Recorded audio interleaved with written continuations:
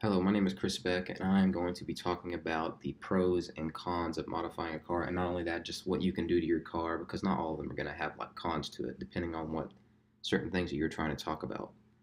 So to start it off, we are going to go ahead and jump into cold air intake. So with cold air intake, it allows you to get higher RPMs at faster speeds. So it's going to allow your engine to take in more cold air so that you can pick up more speed. It's not so good whenever you're doing lower acceleration speeds, and also it can cause damage to pistons if you allow water to get inside. Now, whenever it comes to turbo, it's obviously a lot faster. You can pick up speed so much quicker, and it eliminates this like the need to upgrade your engine size. But it takes a long time to do this project. Like it can take a while depending on the person you get to do it, and you also have to keep your car in tip-top shape so that it runs smoothly and you don't have your engine exploding. Now, whenever you're putting like a lift kit on your vehicle, you're gonna look huge, depending if you got a truck, things like that. And also, you can see over people, so you're gonna be able to see past them, what's going on, and things like that. But this can cause you to lose miles per gallon, so your gas is gonna plummet a little bit. And then also, it's gonna be expensive to replace like the kit in general, like anywhere near the shocks. Same thing with lowering your car. Makes you more aerodynamic though this way, and that causes you to get more miles per gallon.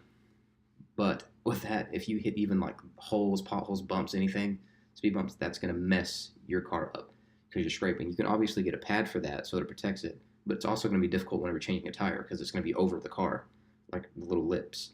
So when you're supercharging, though, you get extreme boost in performance. There isn't a lag. You also, there's actually quite a bit of bonuses from this. So you can get really fast. But you can get too much boost, which hurts your car, and you have to keep it tuned up, and it can cause your engine to explode. Now, whenever you do the ECU, though, you get more power.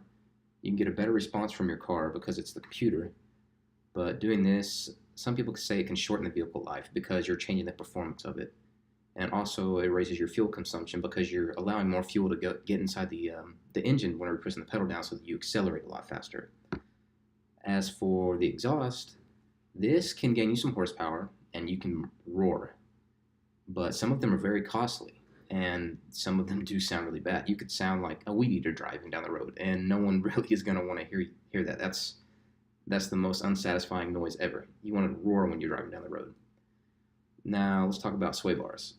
This allows the car to do less roll whenever you're taking a corner.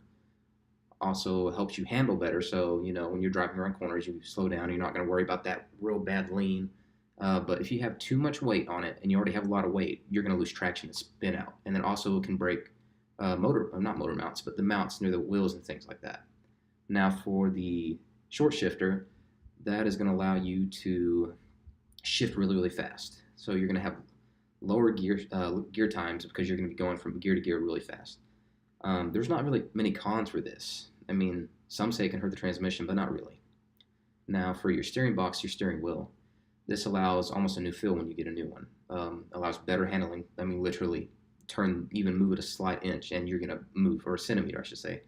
Problem is, though, some of them, if you get that and you get like a new steering wheel installed, you have no airbags, and that is very dangerous. So you're going to want to get like safety vest, like a harness almost. Your strut power braces, that can improve your handling because it doesn't allow the body to move so much. I mean, bodies nowadays don't really move that much, but that doesn't allow the body to actually move at all because the brace goes across from like side to side in your engine. But you don't want to put a thicker one on the front because that's bad and it can cause you to spin out. Now with high performance brakes, stop on a dime obviously. It helps improve corners because you can slow down just by barely even tapping it. This is kind of for more like a race car though, like if you're going to be racing it a lot because you're going to be at high speeds and want to slow down real fast and things like that. As for the tires, that helps you improve traction, obviously, so that whenever you're accelerating, if you don't have traction, you're going to spin out, and that completely defeats the fact of even doing any mods to the car in the first place. No real cons. It can be a little pricey depending on the tire that you get, and like if you get a flat tire, $250 per tire, that's expensive. Now for the performance plugs and wires, this helps improve your horsepower because you're getting better performance from it. It's allowing more energy to flow through your engine. Helps your car run smoothly. Like if you have a faulty a faulty plug or wire, you can get like kind of like bogging For the weight, let's talk about carbon fiber. You can reduce the weight and you can fly. Problem is, well, other than that, it helps you boost acceleration speed. But if you don't have enough weight, you're going to spin out because you don't have any weight to the tires. It's going to be like your feather, and then there's no weight for the tires to catch. Let's talk about the pedals inside of the vehicle. This can improve the smoothness of the vehicles because if they're a little higher to you or bigger or new, easy to touch, easy to help you accelerate, move around, things like that. Also, from heel to toe shifting, if you're driving a stick shift transmission, no real con to this really. This is just a bonus. Now, for engine swapping, this is like the almighty. You're going out and doing something like you're moving this engine to this car, and it's pretty much putting that car into that car. That's what an engine is, pretty much. You have the problem of like, will it fit and things like that, the weight of it, but you're going to get that desired speed that you're wanting from it. That's what you're doing it for. Now let's talk about just the interior. This is your own kind of preference on what you want to do. This is like, make this color, make it look like this, wood here, anything like that.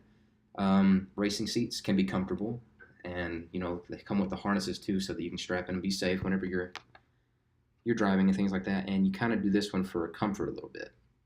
But the overall cons of all in this and changing parts is going to definitely be the price. Whenever it comes down to everything, money, it's a very big price. But you're doing this because you like it. But also, a lot of these things can lessen the life of your car. And whenever you're doing that, you'll just pay for more money for the places you want to go, because you're going to have to find someone that you trust. And thank you for watching, and have a good day.